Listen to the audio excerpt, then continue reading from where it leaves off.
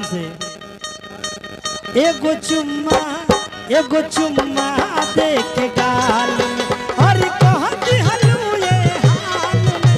एगो चुम्मा दे के गाल में अरे कहती हलू ये हाल में। एगो चुम्मा दे के गाल में।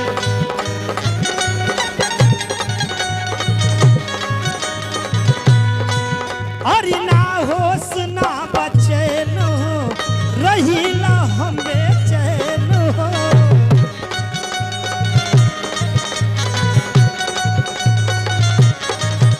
वो अखियाँ बंद करी ले जब जब अखियाँ बंद करी ले जब जब आवेलू तू ख्याल में।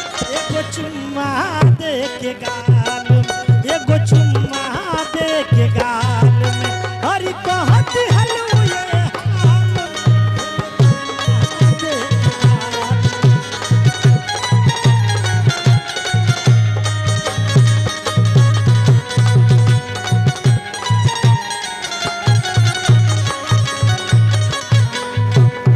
भैया आराम से।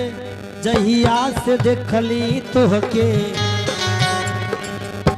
जहिया से देखली तोहके बन गईलू जान हो। केतनो हटावल चाहे हट नहीं